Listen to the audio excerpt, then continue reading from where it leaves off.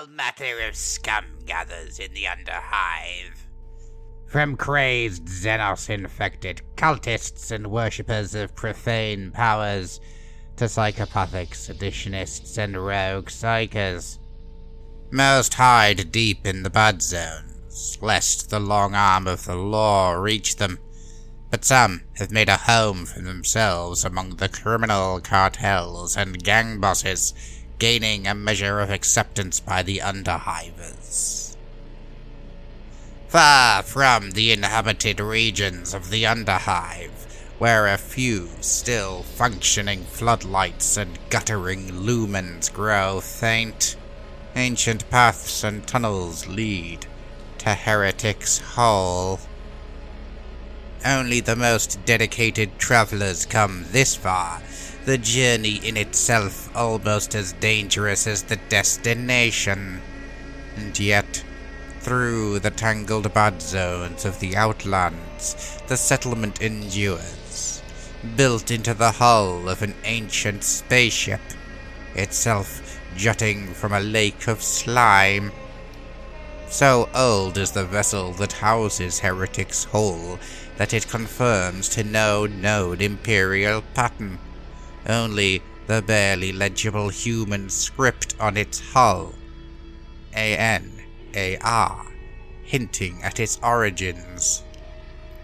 The ramshackle town clings to the partially sunken ship like some kind of obscene growth, its citizens living inside gaps between hull plating, gloomy cargo holds, and the ship's flame-scarred engine mount. The most prominent inhabitants of Heretic's Hole reside in the vessel's rusting conning tower. These twisted spires rise up from the town centre at an alarming angle, but provides an excellent vantage to see anyone approaching the settlement, and also pump them full of lead thanks to a number of heavy stubber turrets. The people of Heretic's Hole are as you would expect for such a lawless and remote place.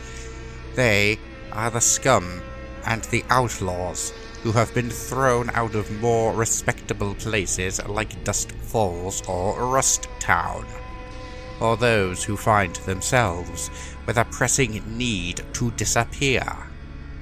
As an outlaw settlement, no one is turned away from its gates, provided they are willing to respect its ruler, Urson Graves, the current overlord of Heretic's Hole. He only has one rule: if you do something he does not like, he will kill you.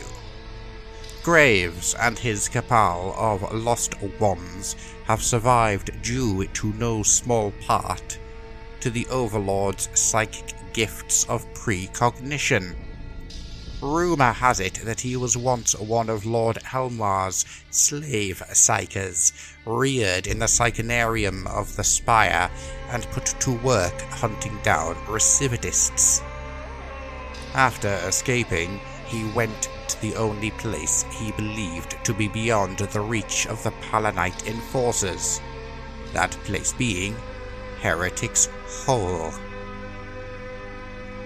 Since then, Graves and his covens of weirds have had to contend with numerous gang assaults, zombie outbreaks, and the odd wandering sump horror attracted by the big metal tin full of crunchy things. In recent times, the crime lord Balthazar Van Zepp has taken an interest in Heretic's Hole and its access to the hive bottom, as a means of circumventing the monopoly on spider eyes and deep sump fungi held by the rulers of Sump City. So far, however, Graves has countered every one of Balthazar's moves and sent the crime lord's agents back to him in pieces. Urson Graves' open-door policy on outlaws has its drawbacks, however. While the welcoming atmosphere has seen his motley collection of weirds grow, it has also seen some less than desirable elements take root. For as long as Heretic's Hole has existed, it has been a favoured haunt of corridor gangs. The frontier nature of the settlement meant it served as a good forward base for scavenging expeditions into the outer bad zones of the Underhive, while the non-judgmental locals didn't seem to mind the lax personal hygiene of the ragged gangers. Graves tolerates them, provided they direct their religious zeal towards the bad zones and not his subjects. It is, however, not a perfect system. Over the years, Graves has clashed with Cawdor, who thought that they could clean up Heretic's Hole. Each time, though, the gangers have come off the worst for it. Like the time old Tim the Preacher's head exploded in the middle of giving a rousing speech about killing weirds. Old Tim's flock later claimed it was the best sermon he'd ever performed, and there were even reports of spontaneous applause the moment the preacher's brain was physically destroyed. Or, of course, the time the Pipe Rats gang tried to attack the lower tower and were all found the next day, somehow inexplicably turned inside out. Recently, however, a new and more insidious threat has started taking root in the settlement. A collection of outlaw corridor gangs have taken up residence in Heretic's Hole, calling themselves the Cult of the True Resurrection. Outcasts from the clan house, they believe that only with the death of the Emperor and his domain can the galaxy be reborn, and they will spread their message to all who will listen and some who will not. Mostly will not.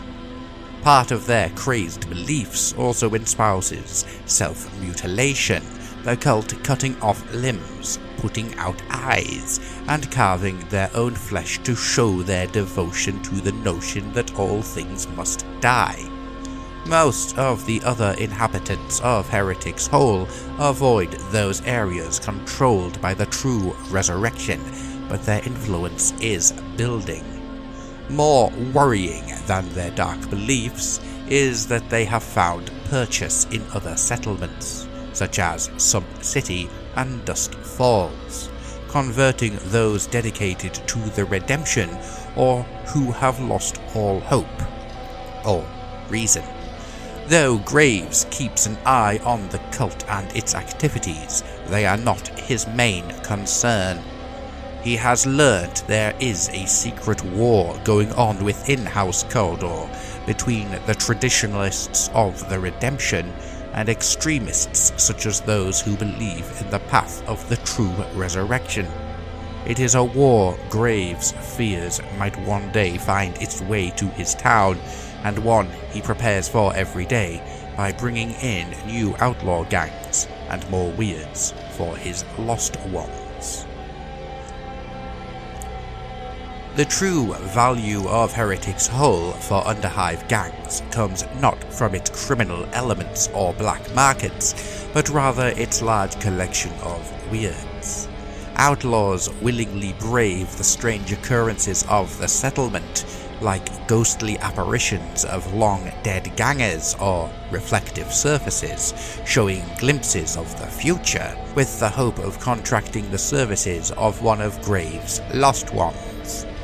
For most outlaw gangs, the risk of employing a psychic hired gun is no more dangerous than spending a night cycle out in the bad zones, or eating at Heretic Hole's main drinking port, the Slopper's Grave. It's said there are actual sloppers buried under its kitchen floor. Annoyingly, many weirds tend to find gangs before the gangs even go looking for them. More than one visitor to the settlement has been greeted by the gates by a shifty-looking individual claiming their fates are intertwined. Sometimes these individuals even turn out to be genuine psykers. Psychic phenomena are a daily occurrence in Heretic's Hole. Hive wisps are often seen lurking at the edges of the settlement, luring gangers out into the wilds and their inevitable doom, or sometimes to hidden stashes, giving credence to the belief that they are the spirits of dead hivers. Frost creeps around the chambers of the Void ship with a life of its own, while ancient dead screens might suddenly flicker to life, showing glowing eyes, grasping hands, or grinning fangs. Gangers might even experience Heretic's luck, which is often another way of saying misfortune. Guns jam at the most inopportune time, or perfectly good blades become dull whilst in their sheaths. Perhaps the most notorious incident related to these phenomena was when Venators came for Joe Twice Shy and tried to execute him outside the Slopper's grave. After 3 broken ropes, 2 failed beheadings, and every gun the Venators had misfiring, they decided the bounty wasn't worth the effort and gave Joe a job instead.